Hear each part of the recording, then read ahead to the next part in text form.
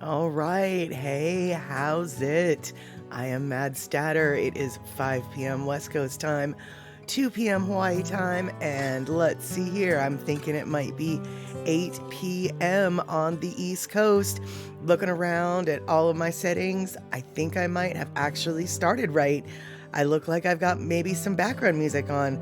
I look like maybe my microphone might not be muted. I look at my other microphone and it also is not muted. So I'm thinking for once, mark it on the calendar, it is time that we actually started the stream without a technical, well, whatever. All right, and we have a witness here, Kenny from the Cove. He witnessed it all, and hopefully he can verify that yes, indeedy, we have some sound, we have some video. I'm guessing we've got a stream because we've got somebody hanging out in the statter box. So awesome to see you here, Kenny from the Cove. I did a little tech check before I hit the start button, or right after I hit the start button, but before you saw my face. And it looks like we are sourced out at the 1080, but it looks like for those who need to fiddle faddle with the gear is there. You can downgrade if you need or not. So, excelente. Yeah, Kenny has found out that it is the 1080p with all the options, and eMusic says, I'm doing great. Thanks for the thumbs up, encouraging words, guys, because I'll tell you what, with as long as I've been doing this, and every time I seem to mess up the beginning, at this point, it seems like messing up at the beginning is a part of the routine for the beginning. You know how, like, you just have worked the mistake into it? I think that's what my problem is. I've made the mistake so many times that I forget to unmake the mistake before I make it again. Hey, Darlene, good to see you here on this spring day. We will be tackling some springtime-like topics. But before we do that, why don't we get this party started?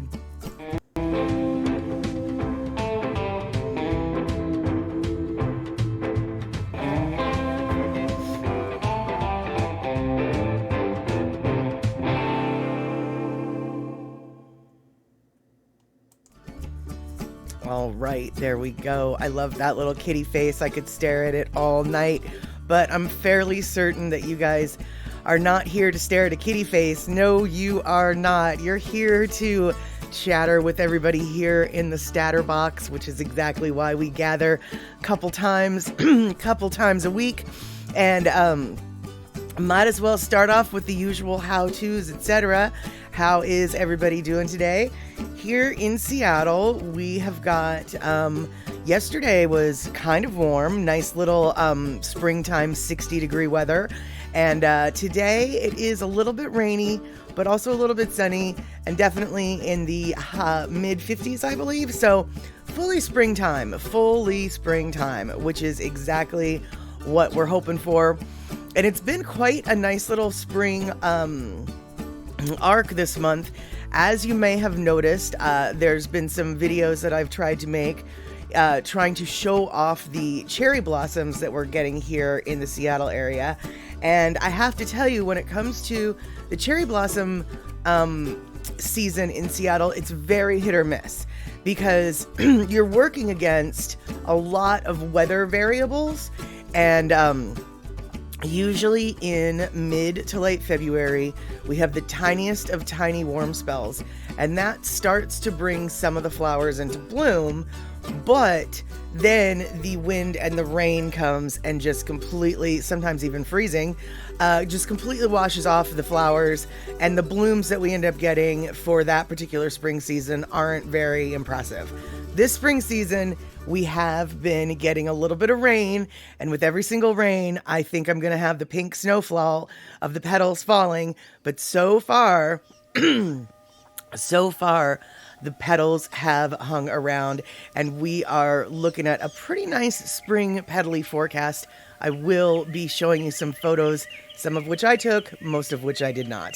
So it looks like, though, Poppy Shaney's in the house. Good afternoon, Molly. I wanted to say hello and let you know I miss you and the Statter crew very much. Work is crazy, and you'll be back next week for fun and entertainment, lurking for a few minutes, then back to work. Well, Poppy Shaney, I have to tell you this, and I'm sure you know, we really hate that you have to go to work. We really hate that you're busy at work, but we are all so very thankful that you are doing the work that you do. So do what you need to do. Come hang out when you can. You know that we're going to have open arms for you, and we enjoy all of your sense of humors and little statistics that you know.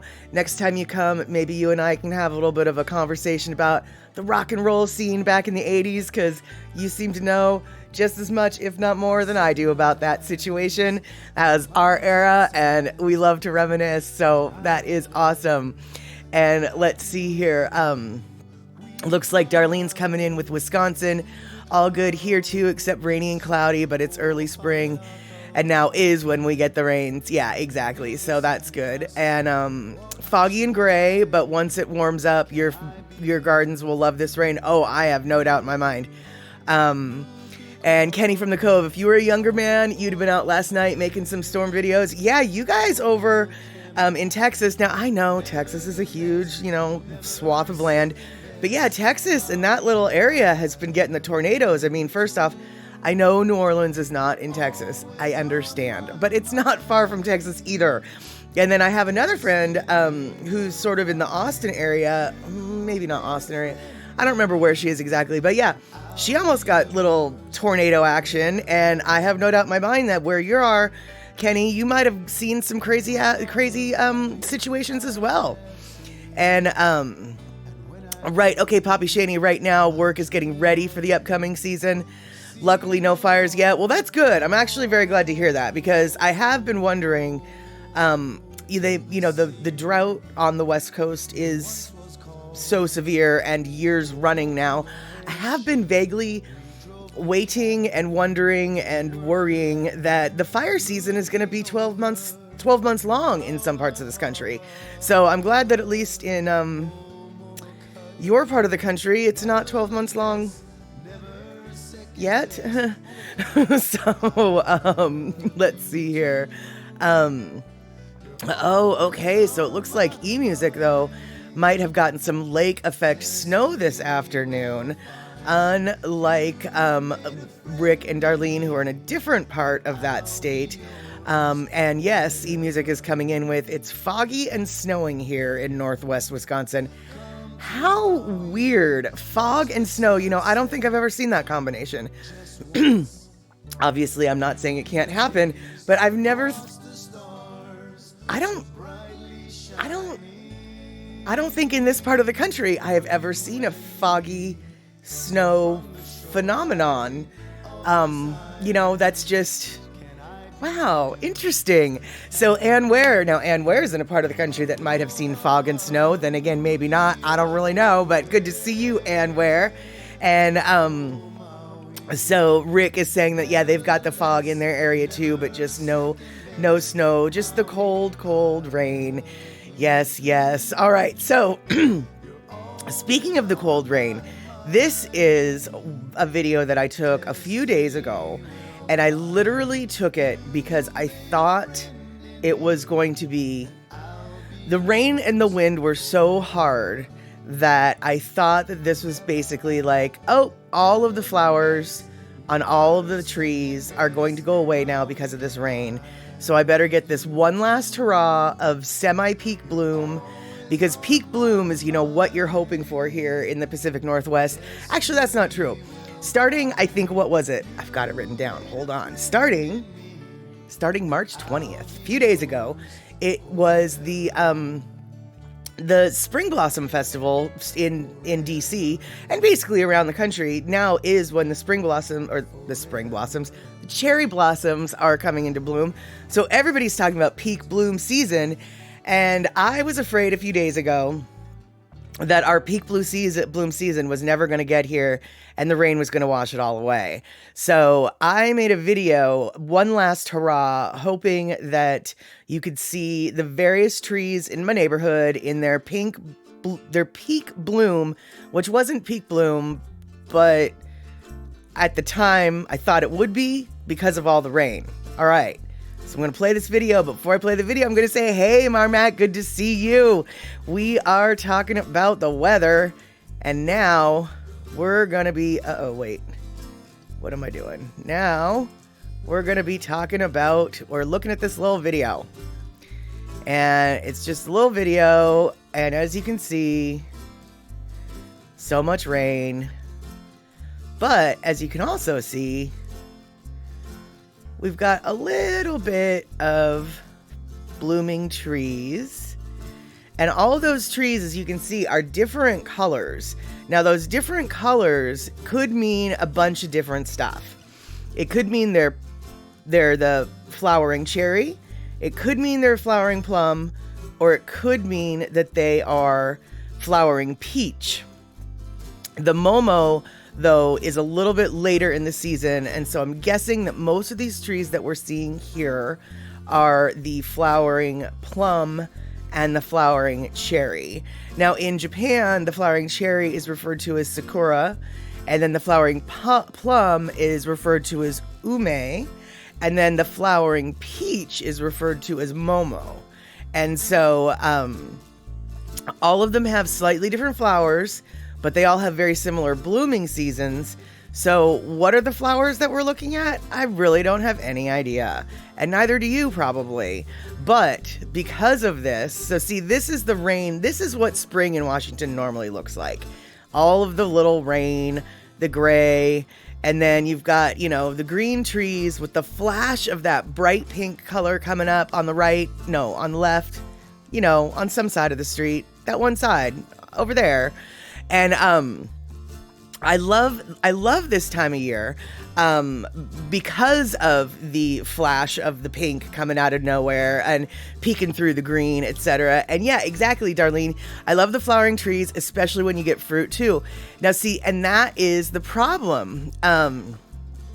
So all right, so that was just the other day, and that was the rainy day. Now here is a different neighborhood a few days earlier in okay, here we go. Yeah. In a different neighborhood, but and it was sunny, and the peak bloom hadn't started yet. And Marmac, thanks. So many say people in Seattle cannot drive in the rain. Ha, exactly. I've got proof. You know, actually though, I will say, Marmac, Seattle driving in the Seattle rain is different than driving in a lot of other places in the rain, because Seattle gets rain so often. There's actually like sort of two driving methods you need to have in Seattle rain.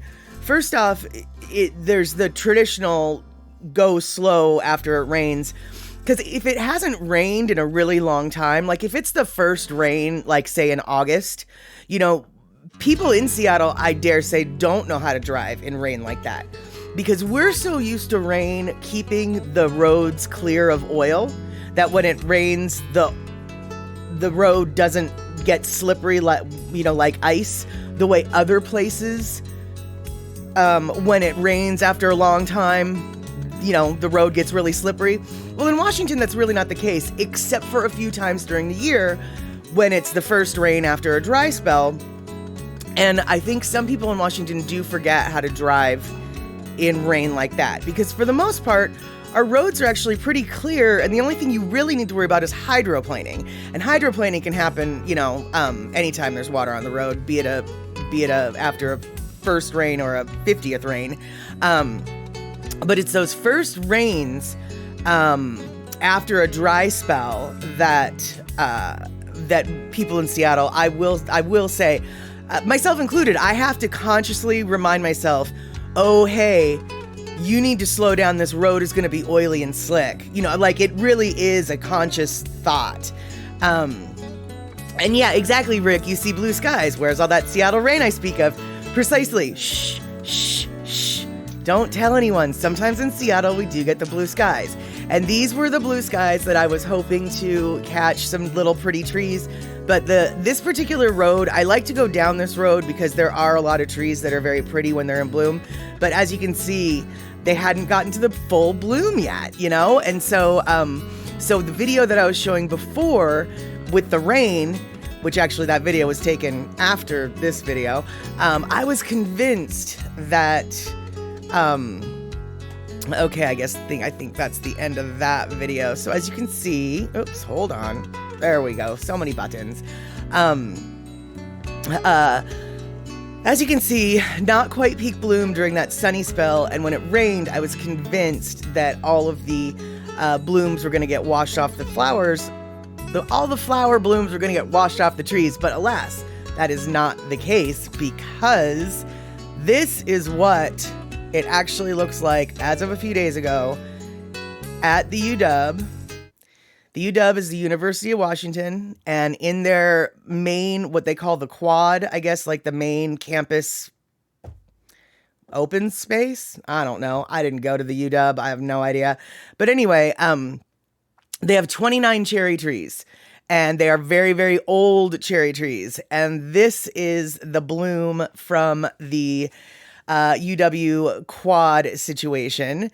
And just so you know, we are not the only ones who have beautiful beautiness, and Japan is not the only one that has beautiful beautiness. This picture, I wish that it was in a different format. This picture was taken in Vancouver, British Columbia. That's a lie. This picture was not taken in Vancouver, British Columbia. This picture was taken in Victoria, British Columbia, on Vancouver Island. And so I dare say that the Pacific Northwest and Japan both have some pretty awesome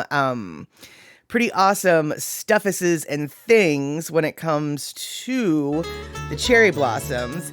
And Rick, it must be a bloomin' conspiracy with the rain. That's right. But I'll tell you, yeah, it is so gorgeous with all the blossoms, and it is. And what's even more, when we get peak bloom, what is even more beautiful, or not more beautiful, but equally enchanting, I guess. So you've got this incredible pink tree, basically. And then when the petals fall all around the trees, it's as though it's snowfall, only it's all pink. And it's just so wonderful. It's also a little bit sad, especially when it's a premature petal fall, because then the bees don't necessarily have time to pollinate all those little flowers, and you don't get the fruits like Darlene, I think it was mentioning, and how awesome it is when the fruits eventually come into bearing. And a few years ago, maybe 5-6 years ago, we had a really good long bloom season. And oh my gosh, come harvest time, the trees were just bursting with so much fruit because the bees had time to go around to all the little flowers and get all the little flowers pregnant. And so then the pregnant flowers turned into cherries and plums and everything. And so, you know, it was just, it was a bountiful harvest season. And I'm thinking, with as long as this bloom season has been happening in the Seattle area this year, I have my fingers crossed that we might be in for another. It seems like the blossoms are staying on a little bit longer than average. So I'm hoping that this will mean that we're going to have an August bursting with fruits, as it were. And so eMusic says, did you know about Waimea's cherry blossom trees and festival? No, I didn't, but I was inspired to do this actually due to a Photo Luke video that he was showing when he was in Japan for the Sakura Festival, and he made it sound like the cherry blossoms in Hawaii are very difficult to find, what with the climate not necessarily being the same. And he did wonder if up in the Pacific Northwest we had the cherry blossoms, and we absolutely do, obviously. But no, I didn't realize that there was an area in Hawaii that was able to sustain those trees and have that festival. But that's super awesome. And it looks like Vanilla Coke Pepsi has had a long day today, so he's not as vanilla as he likes. But he will hang out, listen to us, and hold on, wait. You'll spend the final few hours of this day listening to the Shining soundtrack and pretending to be in a haunted hotel. That sounds fine and dandy to me. Speaking of a haunted hotel, I am thinking about staying in a haunted hotel when I go to Hawaii. There is a hotel, I think it's called the Royal Grove, or it's not the Royal Hawaiian. I can tell you what it's called. Hold on. I've got it. Um, it's called... Okay, yeah, it's the Royal Grove Hotel in Waikiki. And apparently it's haunted. And so it's not a very nice hotel. It's an old hotel. But I think that I'm going to stay there when I go to Hawaii. I'm on the verge of booking my trip, and you guys will hear all about it once it happens.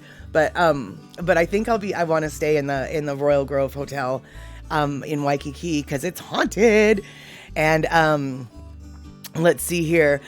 Kenny from the Cove. Yeah, the bees totally love the long bloom. Hence the getting all the flowers pregnant for the fruits, as it were. And so let's see here. E-Music, the trees in Waimea were a gift from a sister city in Japan decades ago. Excellent. Well, I'm so glad. It sounds like they've been able to maintain them and keep them cultivated. I know that the cherry trees that are in Washington, D.C., they were gifted to our country from Japan, obviously, but apparently all of the planting instructions were written in Japanese. And so the gardeners who were tasked with planting the trees didn't do it right. Like, I don't know if they were supposed to be closer together or if they're supposed to be, I don't know what they didn't do right, but apparently they didn't do them right. So the trees in DC aren't as to specification as they could be, I guess. I have no idea where the University of Washington got their trees. I have no idea if they planted them properly, but you can tell from the size of them that they are. And speaking of the University of Washington blossoms, so we saw that one picture, or let's go back to that picture. So we saw this picture, which was taken just a few days ago at the University of Washington. And I find this picture to be really fascinating because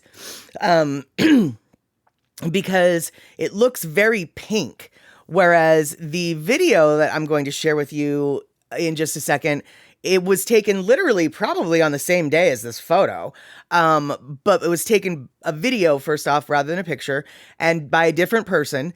And the flowers look completely white. So that's kind of weird.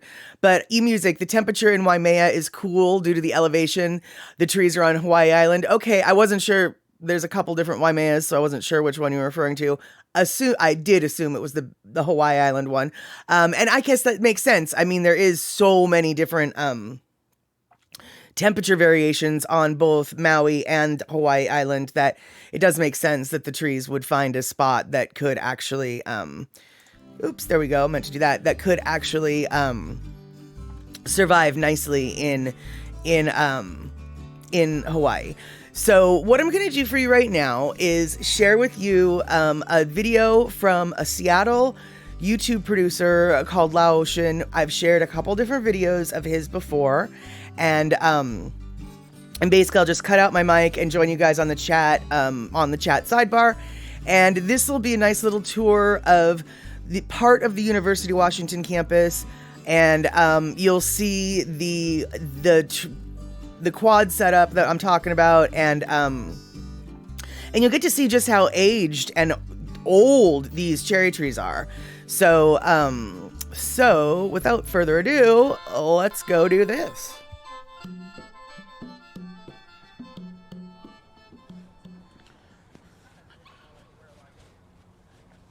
Good evening from the University of Washington, everyone. I'm here with some friends and fam today. What's up, Sin? Hey, what's up? What are you doing here? All right, and we're here to get dinner. We're gonna get dinner on the Ave. Hopefully we'll get dinner on the Ave. We'll see what happens.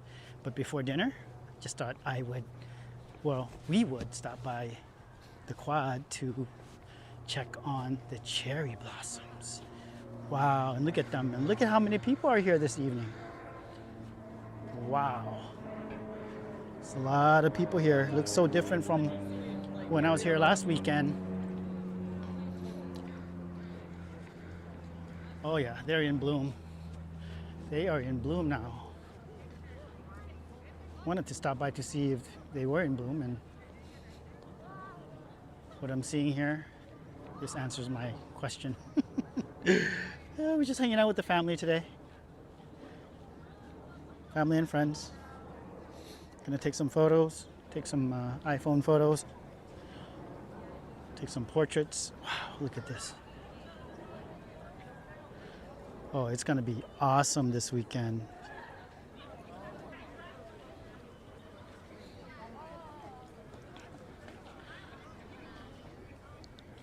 Hey there. Just thought I'd show my face a little bit. So this is just a hangout session. I'm not sure how long I'll keep this video going, but this is the vibe this evening. Friday evening. This is what it's like here. Wow.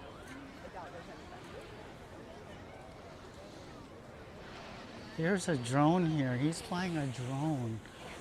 He must have gotten a special license to fly that drone. Because I know that it's not easy to fly a drone in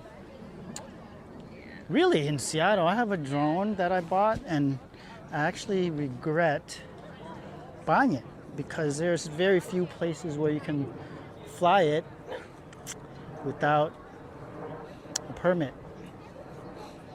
At least, I don't know, at least that's been my experience, and relative to where I live, which is actually pretty close to Boeing Field. Anyway, not here to talk about drones. I'm here to You were there for a while. hang out with you. Hang out with you virtually. Okay, you guys want to do this? You want to have you guys want to take photos right away, or what do you want to do? My smile is outside for my dentist. Where do you guys think you'll be hanging out at? Because I'm... what-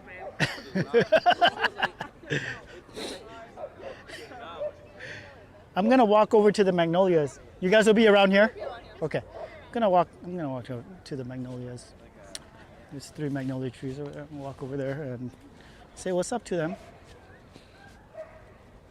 And I'm gonna come back, take some photos, and then go get dinner. We have a place in mind for dinner.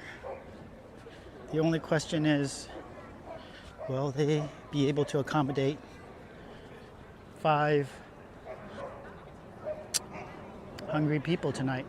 Because the place we want to go to, it's sort of it's a small restaurant, so we'll find out. Look at all these people. Isn't that something?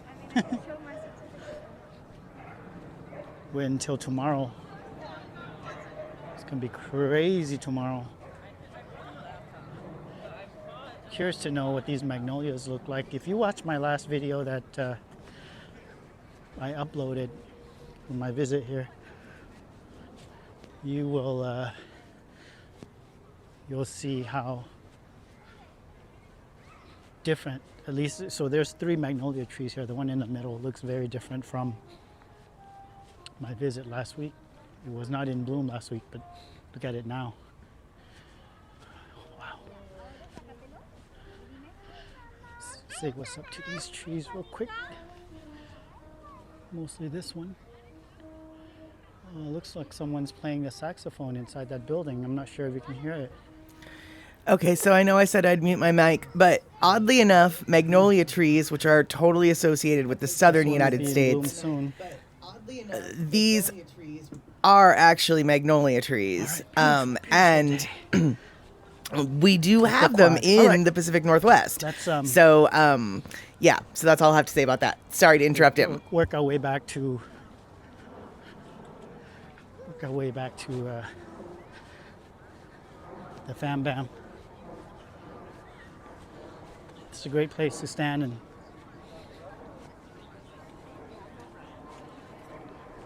look to the south from up there. This is a great place if you want to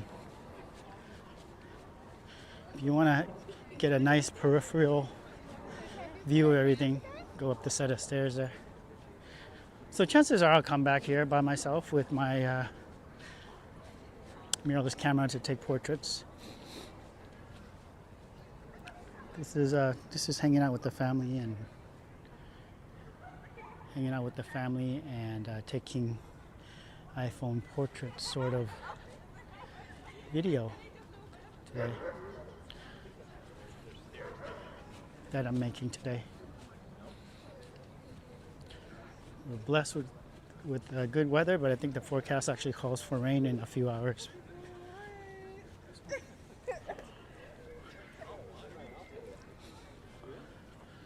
Wow.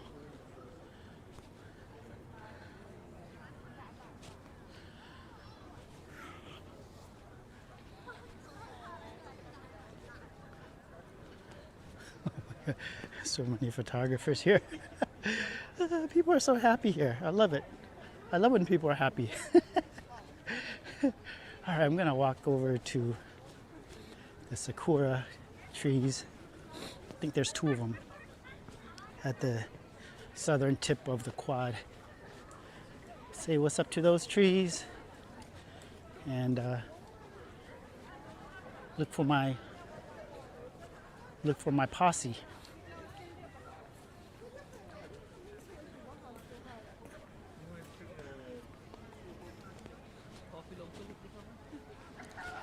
Oh, there's the drone again. There it is.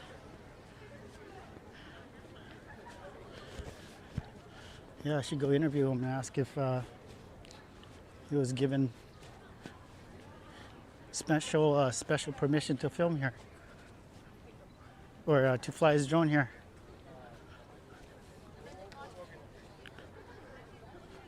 What's up, dog?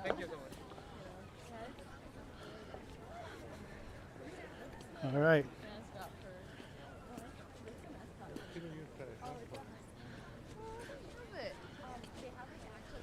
Look at how big this tree is. Super big tree. Super tall tree. Must be really old. Oh, this guy's got a cat. What's up, kitty? All right. Look into Red Square there, and here are the 2 sakura trees. I believe this is what these trees are.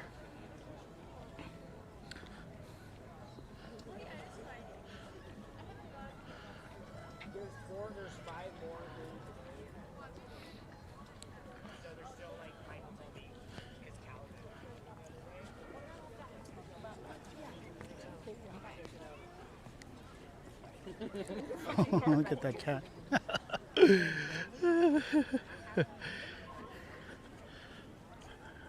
All right.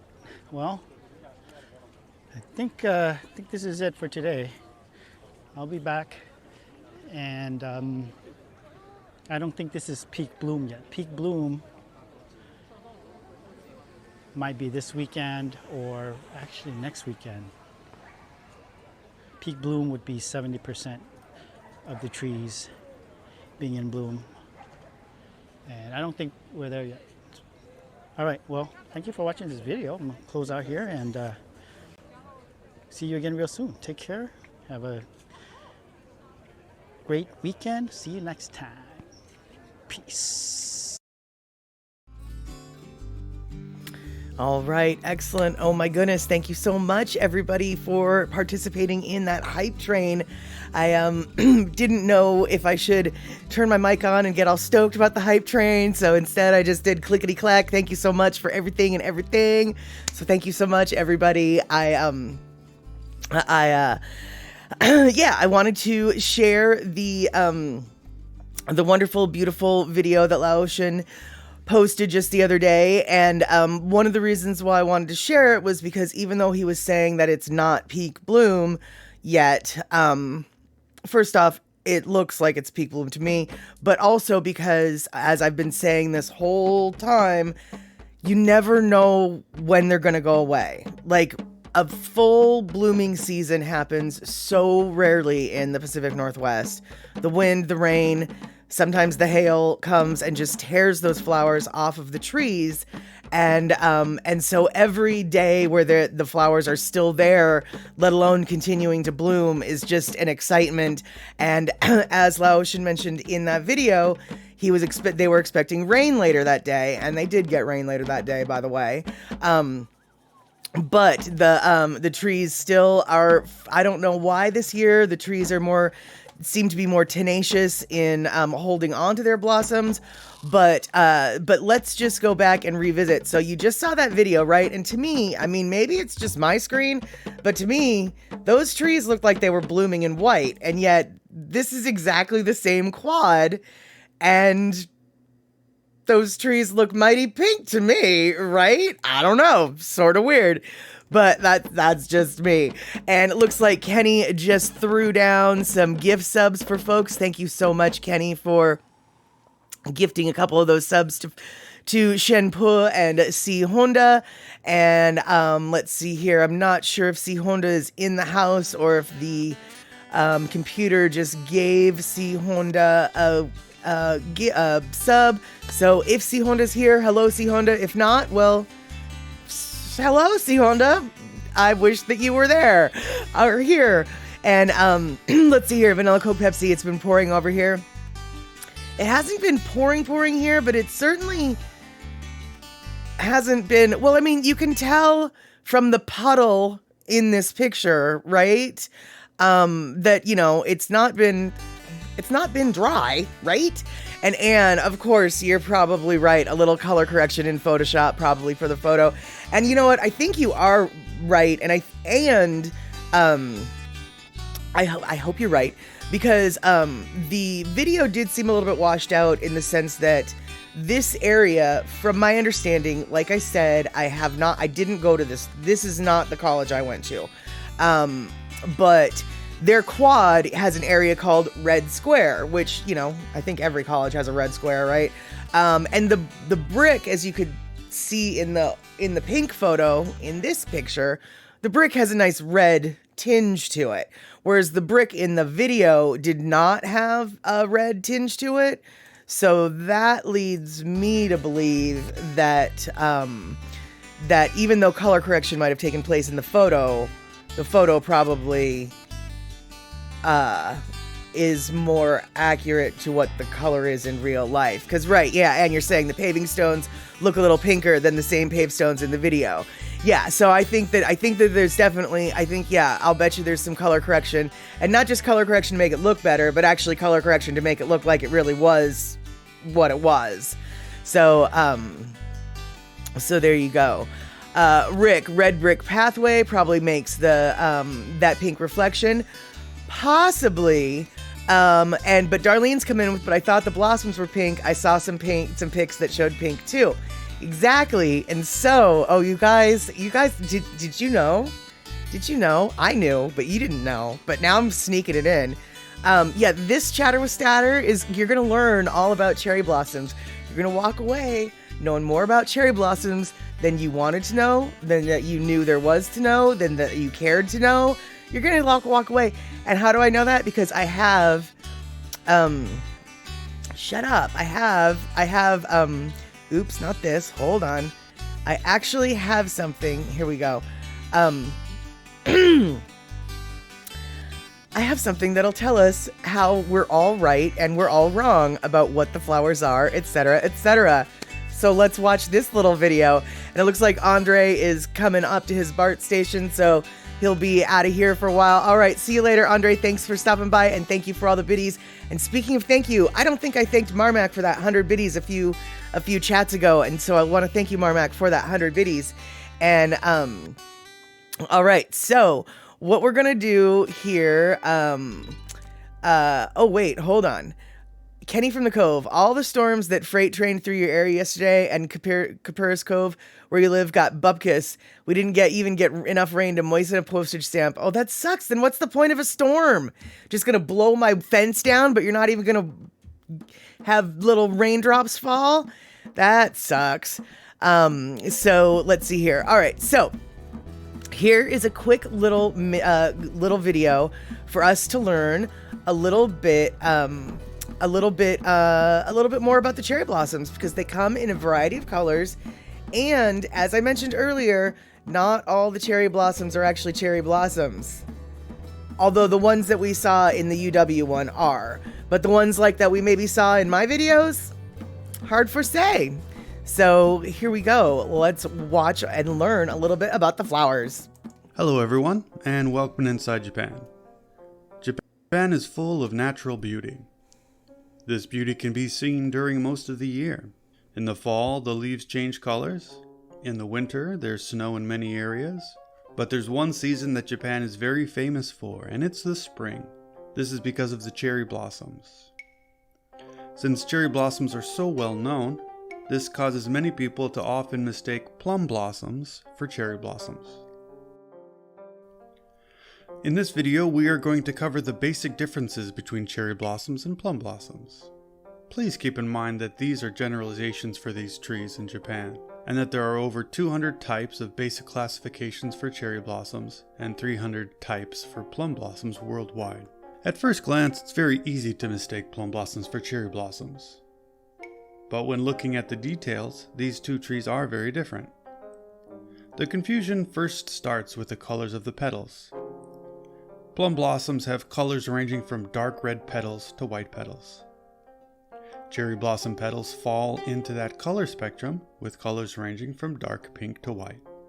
Since both flowers are roughly the same size, it's easy to see how they can be mistaken for one another. Also, since the blooming seasons are close to each other, it can cause even more confusion. Plum blossoms bloom first, starting in February depending on the location. Cherry blossoms start blooming in most places from the end of March to early April. Continuing to look at the petals, the differences start to emerge. The petals on the plum blossoms do not have the small split at the end of the petals like cherry blossoms do. Plum blossoms have a more rounded feel. The shape of the whole flower is also different. Plum blossoms are very rounded, whereas cherry blossoms are more of a star shape. The buds are very similar to the flowers. The buds of the plum blossoms are round, and the buds of the cherry blossoms are more of an oval shape. The differences can also be seen in the trees themselves. The leaves on the plum trees can be green like cherry trees, but for the most part they have a reddish purple color to them. When it comes to the bark, cherry trees have a light gray color to them with lines, while plum trees have a smoother look and are darker. The last difference isn't something that can be seen. The scent of the plum blossoms and cherry blossoms are also different. Even though cherry blossoms have a nice light smell to them, plum blossoms are known for their sweet flowery scent. Hopefully you found this video informative, and we hope to see you next time. This was Inside Japan, and thank you for watching.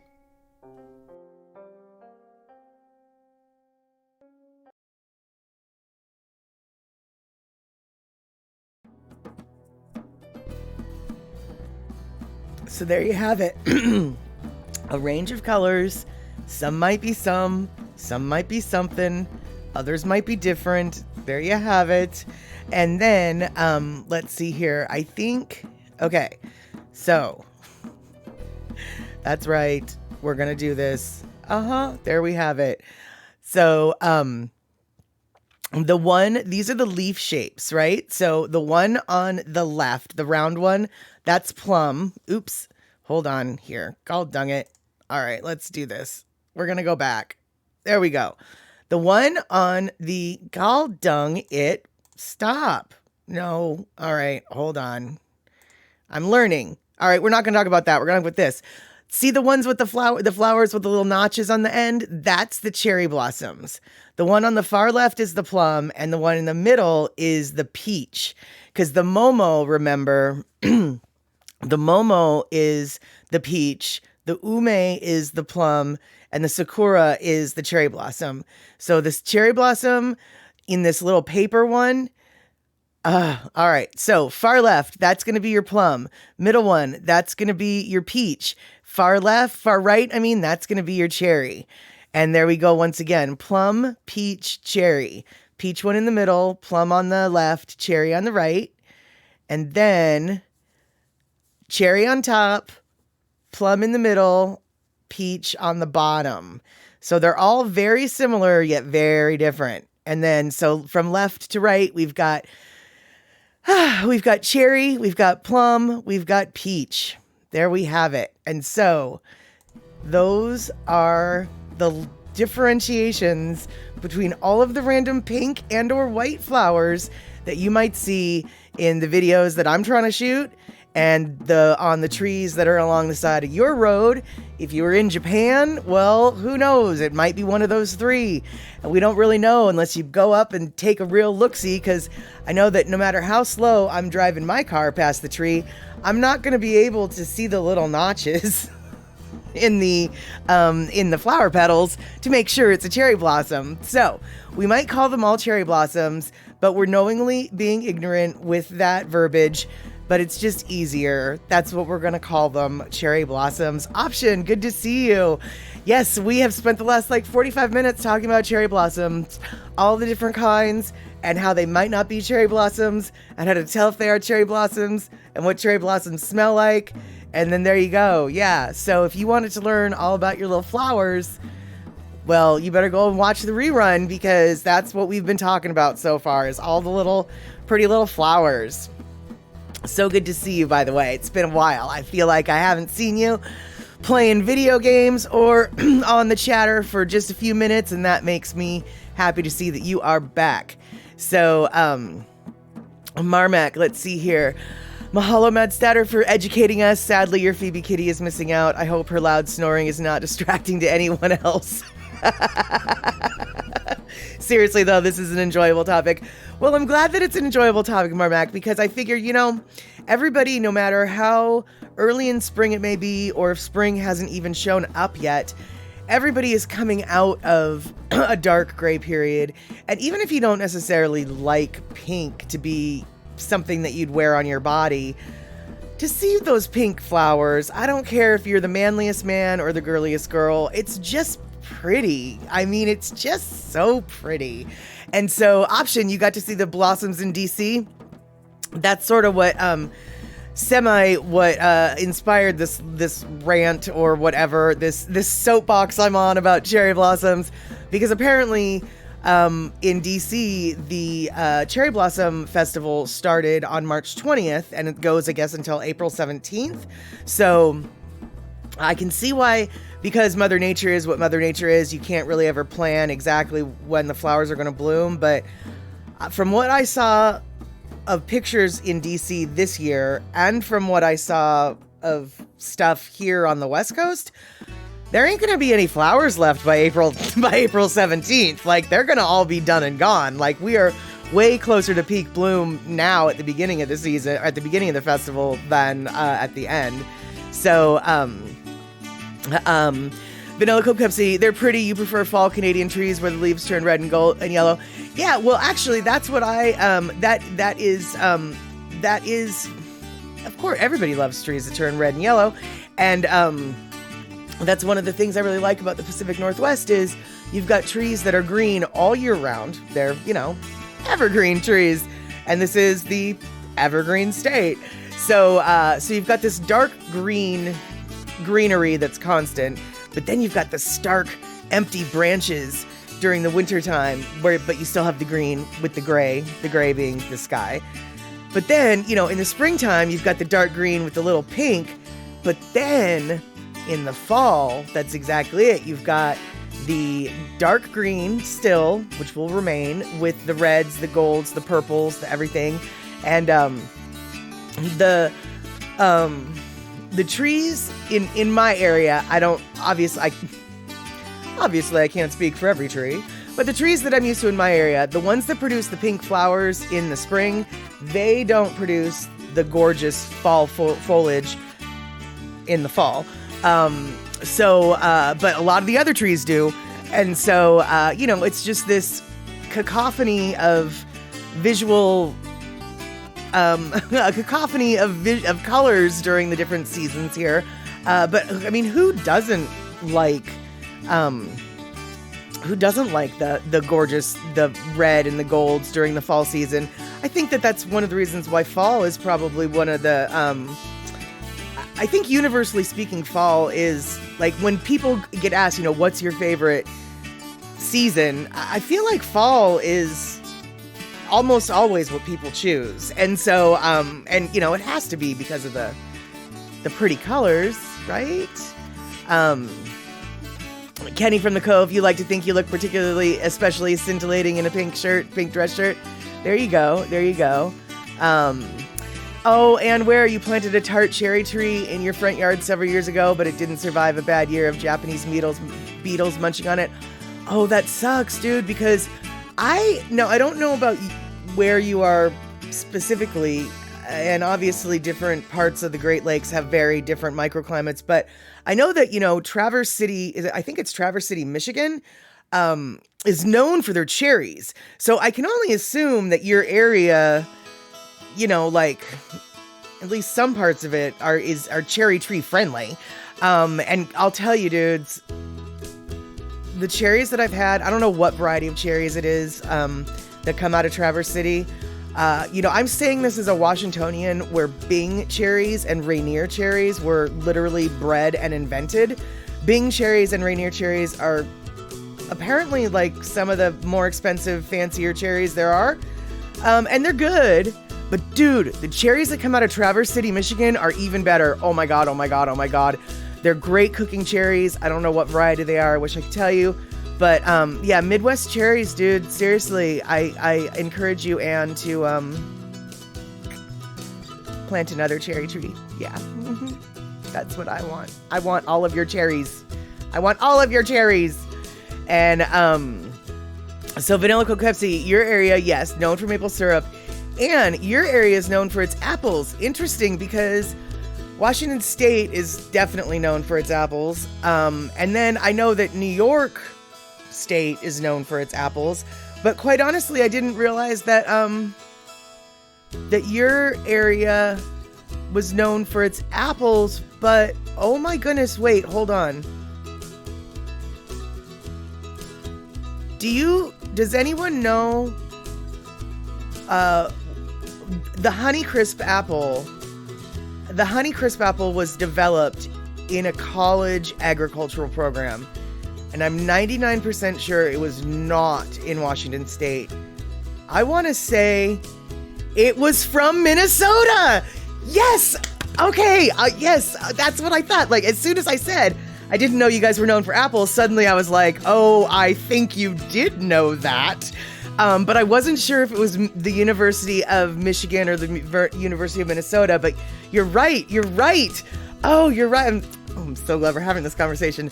That's right. Minnesota is known for its apples, and quite possibly the best apple in the flippin' world. I'll tell you that much. Honeycrisp is just intense. I mean, I don't like Honeycrisps for two reasons. One, they're too expensive, and two, they're too big. But as far as like to eat them, oh my gosh, dude, they are so flippin' delicious. So let's see here. Going backwards a minute. So Marmac, you heard the trees in DC are about 2 weeks ahead of average blooming season. That makes sense, because last night when I was getting the stream together and pulling some videos, I was looking at some news broadcasts from DC, and it was just like, wow, that seems like really peak bloom for beginning of the season. Like, the end of the season ain't gonna have a whole lot of flowers left. So so let's see here. And Darlene, spring hasn't hit there in full force yet, right? Well, yeah, no, not quite, but there are some buds. Nice. Well, the buds took so long. It was interesting, actually. I was watching a couple days worth of DC's coverage from like the 18th till the 22nd, and in 4 days, those cherry blossoms on the East Coast bloomed what it took 3 weeks worth of bloom time in the Pacific Northwest to do.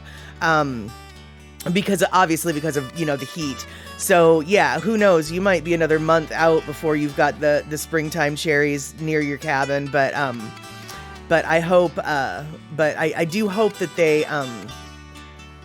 I do hope that they don't get blown away, because I can only assume that with weather. I mean, every place has got its strange weather patterns. So may the wind and the rain stay away from your beautiful flowers when they show up. Yeah, and let's see here. Vanilla Coke Pepsi, fall is the best season. It is cold enough where you don't have to wear a full snowsuit, but it's still beautiful. There you go. There you go. And then, let's see here. Darlene, that's Rick's favorite pie, cherry. There you go. There you go. Yum. And where Haralson apples, I don't know if I've ever had a Haralson apple. Now, is that a green apple? Is that a red apple? Is that a cooking apple? Tell me about the Haralson. Oh, okay, Rick has come in with some Google knowledge. Michigan is the nation's leading producer of tart cherries. The Montmorency cherry variety, tart sour cherry, most commonly grown in the state. Okay, then I guess that's probably the variety that I got from Traverse City, and I love those cherries to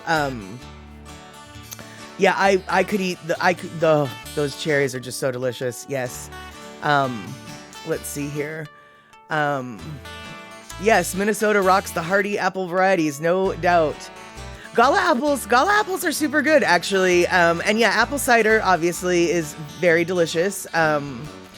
And Kenny from the Cove, your sister uses Honey Crisp apples in her fruit salad, and it's so, oh no. Yeah, totally. Yeah, Honey Crisp is just an amazing... Okay, so everything I have to say about Honey Crisp is really a compliment, even if I'm framing it as like a bad thing. Okay, so it's too expensive. All right, that's kind of a bad thing, but whatever. They're too big. Okay, well, just share the apple. Like, get over it. And then also, they're almost too flavorful. Like, it hits my mouth with so much flavor. It's almost too flavorful. So yeah. Let's see here. Yes, vanilla Coke Pepsi. Maple syrup can be used as a drink. Condiment sauce can be used to make candies. It's amazing. That is true. And oh, I did not know that Ellijay, Georgia is the apple capital of that state. I know, right? How can a fruit be too flavorful? And I don't know, but it can. It was just like, I had to take tiny bites. It was just this one, I don't know, dude. It was crazy. It was the most flavorful flippin' apple I've ever eaten in my life. And it was a Honey Crisp. But that Haralson, they're a bit tart with red and yellow streaks. Oh, sign me up. I'm going to go look for that apple. That sounds good. That sounds delicious. But going back to what Vanilla Coke Pepsi was saying about maple syrup, dude, I actually stumbled upon the most wonderful thing. Darlene has a granola recipe that she so wonderfully shared with me.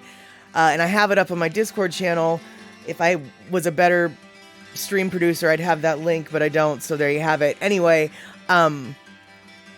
the recipe calls for brown sugar and honey as sweeteners, but I didn't have enough honey. So I did a half honey and half maple syrup, and then the brown sugar as needed. And oh my God, dude, that brown sugar in the granola, Darlene, oh my God, Darlene, that maple syrup, just a little bit extra, rounded out the flavor so completely, amazingly, wonderfully, deliciously, that I don't think I'm ever gonna go back.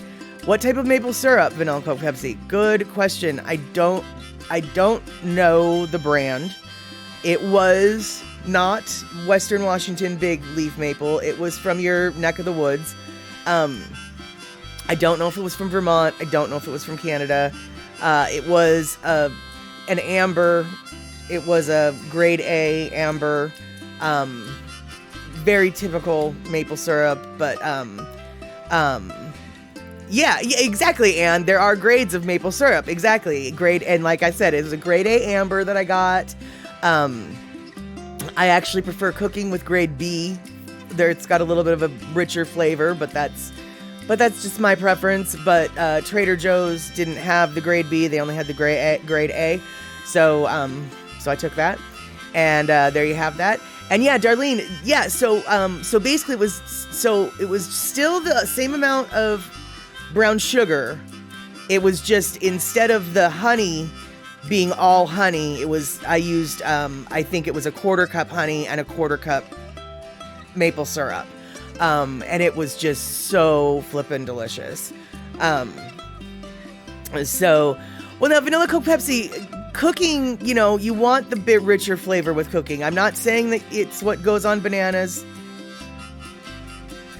I'm definitely not saying it's what's going on bananas, even though that's exactly what I just said. I'm not saying it's what you put on pancakes, and I'm certainly not saying that that's what you drink, because I'm assuming that the grade A is finer for the connoisseurs. But when it comes to cooking, grade B actually has a pretty robust flavor that transfers well to cooking. So there, mister. I'm going to guess that I've spent more time baking things than you have. Although I could be wrong, but I'll bet I'm not.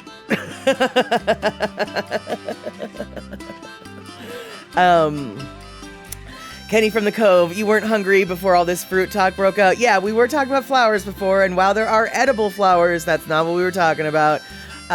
So let's see. But yeah, of course, it's Chatter with Statter. We have to eventually hit up the food topic, and we were so food adjacent, right? I mean, we were talking about cherry blossoms. Come on. So, yeah. And hey, OG Sumo Vibe, good to see you. We are sitting here talking about maple syrup, cherries, plums, flowers, all sorts of things. Vanilla Coke Pepsi, darker, you enjoy drinking, but that's your personal opinion. It's kind of like coffee. Oh, well, then you probably like the grade Bs, because they're the darker ones usually. So I guess I mistook what it is a connoisseur prefers in his maple syrup. But actually, though, I guess it does make sense. The darker liquors generally have a more complex flavor that a lot of connoisseurs prefer to examine and elucidate. So I suppose that would transfer well to maple syrup as well, right? Yes, so we've got Andre back throwing down 200 biddies. Thank you so much, Andre. And it looks like Kenny from the Cove throwing down 300 biddies. Thank you so much, Kenny. Yes, all right then. So Vanilla Coke Pepsi, it all depends. Gotcha. Okay, all right. And let's see here. E-music going back up. Someone is tapping their trees and E-music. Someone is tapping their tree and planning to give me the maple syrup, meaning you the maple syrup, and then you're going to send some to Darlene. Oh, that is so awesome of you to do that, and that is so awesome that you have that hookup. Yeah, definitely. I'm super stoked to hear that you've got the total in on the real deal, fresh from the tap syrup. That is super awesome. I mean, I know the syrup isn't really from the tap, but you know what I mean. And let's see here. Vanilla Coke Pepsi, you do make a good shepherd's pie and a meatloaf, though. Well, those are two good things to start with for sure. I have a friend apparently who, actually that's a lie. It's not a friend. I don't know him. I don't know why I even said he was my friend. There's this YouTube producer guy, content creator that I watch every day. It's probably why I called him my friend, but whatever. He apparently makes a really good shepherd's pie, and everybody loves his shepherd's pie, except for his 5-year-old son. And his 5-year-old son will not eat the shepherd's pie because, as far as the 5-year-old son is concerned, an apple pie has apples in it, and a pumpkin pie has pumpkins in it, and a cherry pie has cherries in it.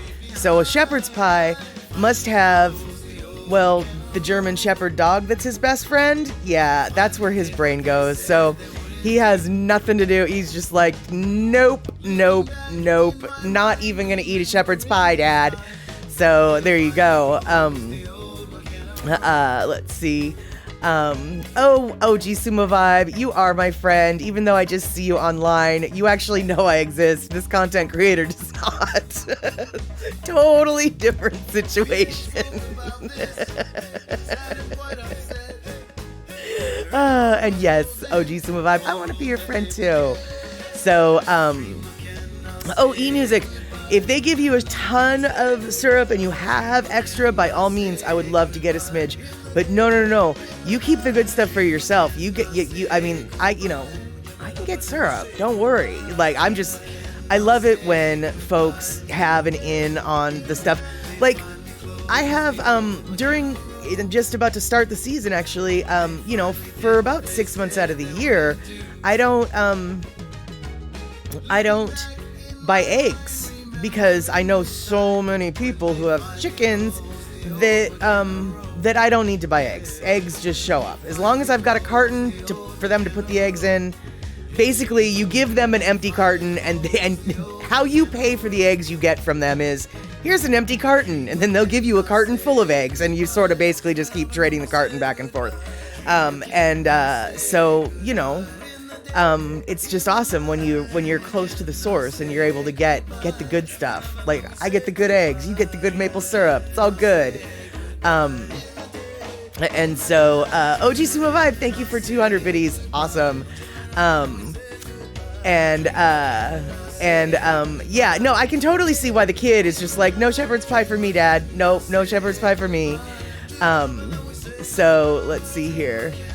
Right, yeah, exactly. And where I want Jason Momoa to be my friend, but alas, following his Insta doesn't qualify. Right, exactly. Just because I follow Bo from Bo of the Fifth Column on Twitter does not make him my friend. But apparently he makes a mean shepherd's pie, and apparently his little son is just like, I don't want to eat the shepherd's pie, Dad. Shepherd's pie no good, Dad. Nope. And let's see here, vanilla Coke, Pepsi. They're really easy to make, but you're not good at cooking. But once you convinced your brother to eat lemon loaf by calling it lemonade cake, well, I mean, isn't that really what a lemon loaf is? It's kind of a lemonade cake. I love that. I love lemon loaf. Oh, god darn it. Why'd you? I wasn't hungry till you mentioned lemon loaf. Now I'm like, with maybe some strawberries on top of that. Sounds good. Let's go. Yeah, Kenny from the Cove. Yes, I do. I have the coveted egg connection. Yes, exactly. Yeah, and it was kind of funny because when I was down in Hawaii, I was talking to my friend who stayed there or lived there, and you know, they had chickens in their yard that they even sort of half fed the chickens and whatever. I mean, they were just wild chickens everywhere. And so I was like, well, you know, do you get the eggs? And they're just like, oh, hell no. You know, we don't know how long that egg's been sitting there or what, blah, blah, blah. And it just seems so weird to me that, like, there's eggs and chickens everywhere, but you don't get the eggs. Where I just, yeah, I don't know. So I just, you know, I like it. I guess what I'm saying is I'm a fan of domesticated chickens versus wild chickens, because with domesticated, you at least get the benefit of the eggs. The wild chickens, I guess you just don't trust those eggs or something. Nobody, or they didn't, like, they looked at me weird, like, why would you do that? And it's like, well, eggs come from chickens. You're surrounded by chickens. I just asked if you ever harvest their eggs. I mean, like, if you ever pick up their eggs and use them or whatever, but all right, you know. And OG Sumo Vibe, which happened first, the carton or the egg? Definitely gotta have the carton. If you're gonna get the free egg hookup, you have to come with a carton. So the carton happened first. That's the rule. Them's the rule. Let's see here. Rick, you saw a real easy beer bread recipe on YouTube, but still wouldn't do it because why waste a good beer? Yeah, there you go. Exactly. Well, you know, okay, you know, I can appreciate your logic there, Rick, but I have been known to make a beer batter, you know, for frying up fish or, well, shrimp usually, actually, but still, I have been known to make a beer batter. And, you know, you do have to sacrifice a beer batter or a beer for the batter. So, yeah, I don't know. So let's see here. Yeah, Andre, there's a reason why they were domesticated and where the wild ones are more likely to be fertilized. True, but you'd be surprised at how many times they are fertilized anyway. Yeah, I mean, you're right. They are more likely to be fertilized, but if you get them early enough, I mean, anyway, we won't go there, but fertilized eggs happen in the domesticated variety as well. We'll just leave it at that. And, yeah, okay, so Darlene, oh my goodness, 300 biddies from Darlene and 200 from Anne and 200 more from Andre. And Yeah, and where you're right, you would have to candle each one. That's true. Although candling is not that hard with the proper light bulbs these days. But you're right. It is a little bit of an extra step, I guess. It just seems so weird that, like, I don't live amongst chickens, yet I still get the free eggs. And the people that I know that live amongst the chickens, they have to buy their eggs. I guess that's really where the irony was. It was just like, huh. Okay. Whatever. And yeah, and where I like your ratio, 1 for the batter, 1 for the chef when it comes to the beer. There you have it.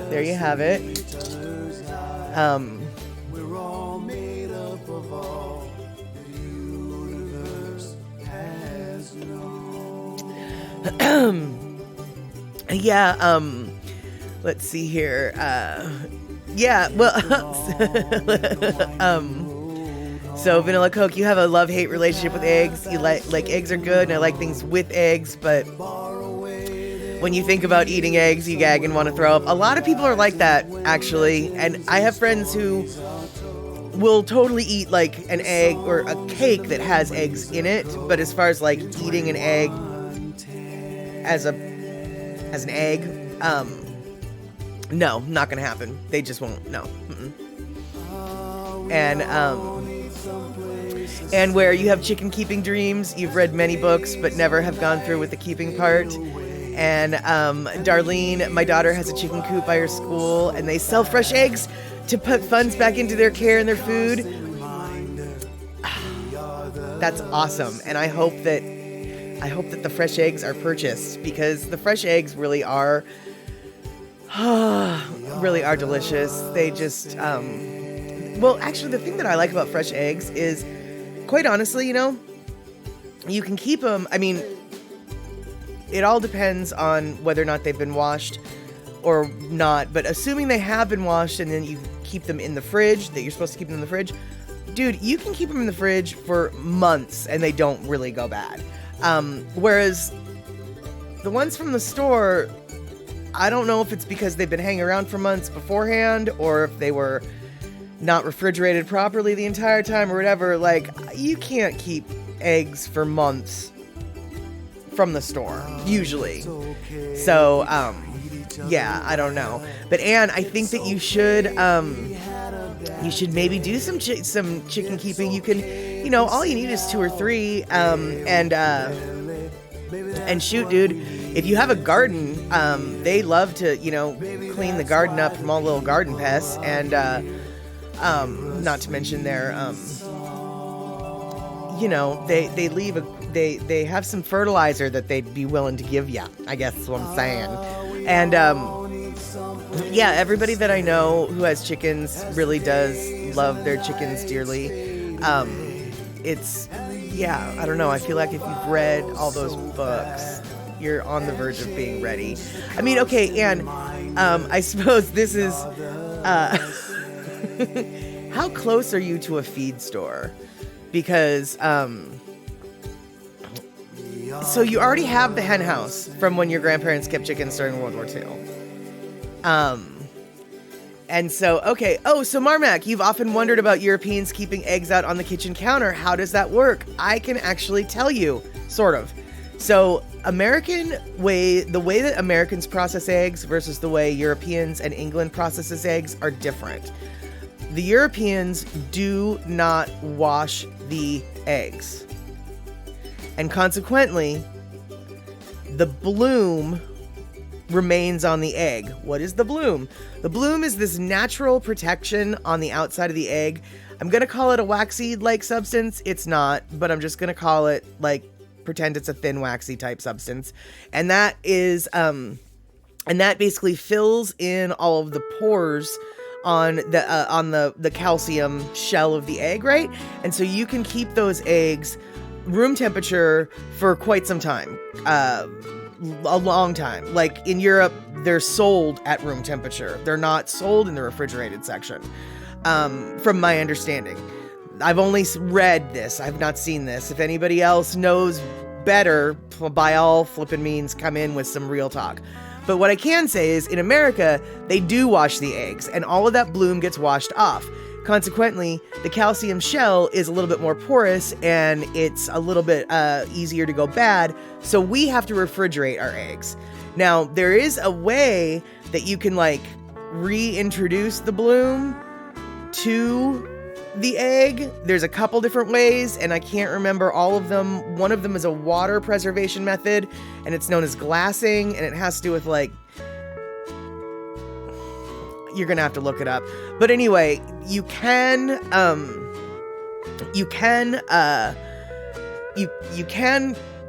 recreate the bloom and then have eggs that are shelf stable at room temperature in the US, but without reintroducing some kind of coating to that egg.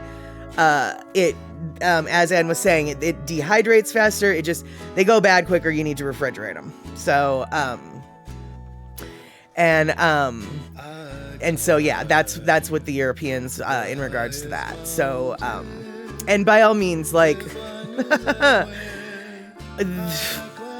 just, if you want to learn more, look it up, because that was a half-arsed explanation of what's going on. But I do know that the coating on the egg is called the bloom. I do know that. So you might want to Google, egg bloom, and you go down that rabbit hole if you want to know more about that.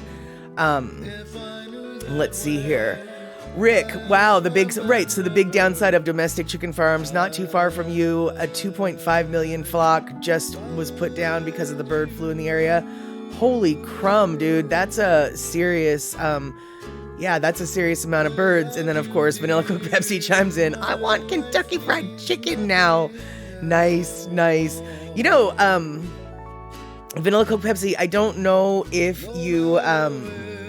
they have these in Canada yet, but KFC came out with a chicken sandwich, I guess, to like compete with all the other chicken sandwiches, because I guess right now it's about who has the best chicken sandwich.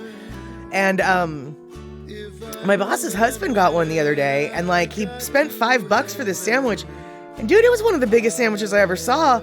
And for a $5 sandwich, I felt like it was a pretty good deal. Like, I've seen burgers that sell for like $8, and this piece of chicken was a huge chunk of chicken.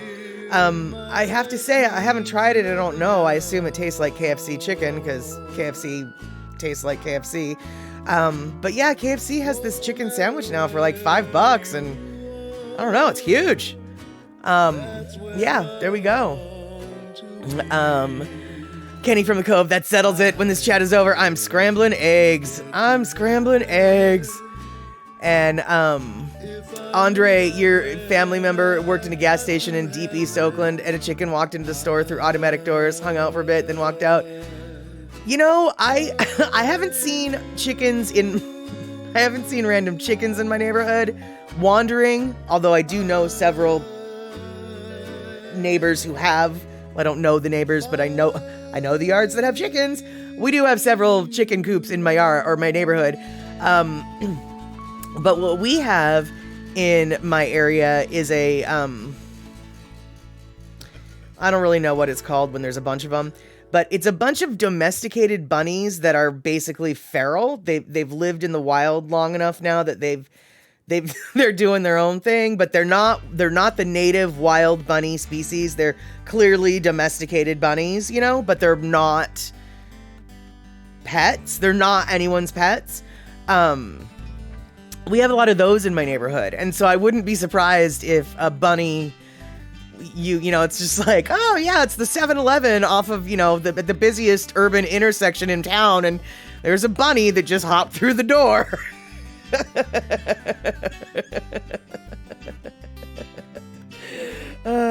Yeah. So let's see here. So Ann Ware, oh my goodness, your suburbanite neighbors might get nervous about bird flu. You just want a trio of floofy egg-laying ladies, Mildred, Esther, and Bertha. They shall be named. And so how close are you, Ann, to the nearest feed store? Because I'm just going to tell you this right now. The feed stores in my area, they're going to be selling them soon. They're going to be selling them. You're going to be able to get chicks that you could raise by hand. Tiny little fluffy little chicks that you can raise by hand You can raise them by hand. 5 miles, your nearest one, huh? Really? 5 miles? Gosh, that's so weird. Feed stores have always, I don't know if, I expected a feed store to be a lot closer. Like, I could walk to the feed store in my town. Like, I did, like, like real feed store, actually, that sell the kind that sell chicks. Fluffy little chicks. And, I feel like you might find Esther and Mildred and, Esther, let's see here. Hold on. Yeah, and Bertha. I think that you might find Esther, Mildred, and Bertha. Now, I want to ask you then, and where? Okay, there you go. All right, here we have it. Okay, so, and where the catalog from my local bird place has all the hatchling selections. I'm subscribed to the catalog. Nice. And then Marmac says that you remember the bunnies along the 520 bridge years ago, all different sizes and colors. Domestic bunnies have also become prolific out at Cannon Beach, Oregon. Yeah, I mean, they really are, like, they're wild bunnies, but but the European bunnies that are the domesticated ones are a completely different species than the kind of native bunnies we have in the Americas, at least in North America. And so the native, natural, feral, wild bunnies are super tiny, and then the pet ones are significantly larger, but they're not. They're not. I've seen the same. They're not people's pets, and if they are people's pets, then those bunnies have the best life ever because they get to go everywhere and then go home at night or something. Presumably, I don't know. So Anne, you've got a catalog now. All right, now I'm living vicariously through Anne because I don't want chickens, mostly because I have cats, although I would love to see my cats interact with a chicken because my across the street neighbor once had a flock of chickens that they got a flock of them all at once. And my orange kitty, Whiskey, who is no longer with us, he saw them from across the street, right? And he was just like, oh my God, that is a flock of birds on the ground, a huge flock of birds on the ground. And they don't even notice me. So he just like went across the street, just like totally went, booking over there to go catch some birds. I don't know what happened in that backyard. But he came wide-eyed and terror-filled, running back home, not but like 3 seconds after he disappeared to go catch himself a chicken. And I can only assume he didn't realize the size differential or what. So I admit I would kind of like to have some chickens just to see how my cats would freak out over them. But I don't need chickens. So I'm living vicariously through Anne's chicken dreams. And so I'm hoping that not only does Anne have the catalog, what I'm really hoping is in her vision of her floofy ladies, I hope she has a red one, a red hen, a white hen, and then one of the black and white striped hens. Like, I don't know what those are called, so I won't name them. I think the red one might be a Rhode Island Red, but I really don't know what I'm talking about. But I'll bet Anne knows what I'm talking about because she's got a catalog. So let's see here. Oh, and tularemia is a problem for wild feral bunnies. You can't just eat them. Well, the little ones, there's really no point in eating them. There's like no meat. I mean, it's just, they're so tiny. Now, as far as like the domesticated live feral or whatever, like they might be worth eating, but obviously not worth eating. So, oh, and right. Okay. The problem is making the chicken run be strong enough to keep out the predators. Well, okay. That's true. Let's see here. I don't know, dude. I feel like where there's a will, there's a way. But okay, so what specific predators would you be worried about? Because really, like, if during the day when they're in the run is when you would be most concerned. Because at night, you know, you'd have them all buttoned up and back into their hen house closed up.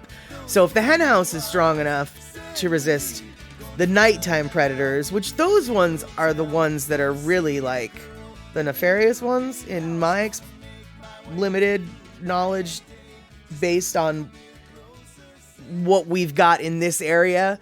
But I guess what I am wondering is, I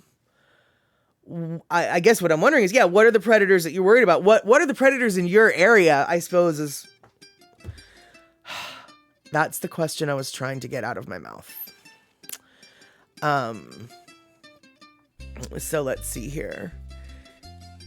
Yeah, Darlene, there are some nice chicken breeds out there. I had a friend who used to raise frizzles, and frizzles are like their feathers. Instead of their feathers like laying down, you know, they kind of like swoop up, and they're like really fancy ladies. But they're very difficult to take care of. So, let's see here. Okay, well, the possums I don't think are that big of a deal. I do think that the fox and the raccoons, by all means, would be the, yeah, okay, so the raccoons, okay, and then, okay, so, all right, Anne, so here's the deal. All right, so for the run, we're just talking about basically during daytime predators. Obviously, the raptors are something that is to be worried about, but if they're going to be in a pen and it's going to be closed, those are... like, if as long as it's got a covering, like, okay, the raptors aren't going to tear through what you got. So, like, okay, we're good with that. But the raccoons, they're clever and smart. The foxes, also a little clever. The coyotes... Oh, really? Possums are chicken eaters? Weird. I didn't know that. Okay, so the possums and the raccoons are probably, yeah, the biggest deal. And those are both day and night predators. So yeah, I can see that logic then. Gosh, you know, I've never heard of anybody who's had a problem with raccoons or possums with their chicken coop. And we have both of them around here. But yeah, the raccoons for sure. Still though, I don't think the raptors are as big of a deal as you... I mean, I don't think the raptors, as long as there's a thing, you're good with the raptors, I think. But yeah, okay, the raccoons and the possums, yeah, they can... They're clever and have hands and can get into tiny places. So, oh, okay, but okay, yeah, so Darlene, I wasn't sure if Anne had weasels and badgers, and those are definitely, yeah, hugely problematic for sure. So let's see here. The run has to have, yeah, the run definitely would have to have a roof, and the dig under critters need a below grade fence wire. It'd be expensive. Yeah, I don't know. I feel like it could be done, but, okay, and Anne Ware, okay, yeah, the weasels are around, but you rarely see them. Well, that's good. That's good. And yeah, totally, dude. Frizzles are good-looking chickens, and it looks like Vanilla Coke Pepsi is time to head over to bed. All right, dude. Well, it was nice hanging out with you, and super stoked you could hang out. Tell us about that creepy jazz music you were listening to, and yeah, we'll see you soon next time. Ahui ho. And actually, you know what? It looks like Vanilla Coke Pepsi's internal clock is working just wonderfully anyway, because it is the bottom of the hour, or at least 1 minute till the bottom of the hour. So it looks like we have come to an end, full circle, from Cherry Blossom to Kentucky Fried Chicken, and now Anne has got her catalogs ready. It has been nothing but a CH evening, I guess, from cherry blossoms to chickens. That's what our chatter's been all about. So I want to thank everybody who threw down the subs, everybody who threw down the bits. Andre, thank you for that 300 bits. And I definitely want to thank everybody who hung out here tonight. I'm so glad you put up with my cherry blossom lessons. I kind of went down a little bit of a rabbit hole. Hey, we were talking about rabbits too. What do you know? And now I've drug all y'all in with me, but that is what this show is about. Learning about things that don't really matter, like cherry blossoms. So I hope to see you at Statterbox at the cinema. Continuing on, I guess, with our Asian theme, we're going to be watching Joy Luck Club. I might be starting the movie a smidge earlier. As we know, Statterbox starts at 6 p.m. West Coast time. I normally start the movie at 6:15 to give people time to come on in. This movie is very long, so I might start a smidge earlier than 6:15. So if you can get to the Statterbox Cinema earlier than 6:15, that would be super ideal. All right. Thank you so much for hanging out. Hopefully see you on Saturday. If not, I'll see you on Sunday. Ahui ho, everyone. Have a great night.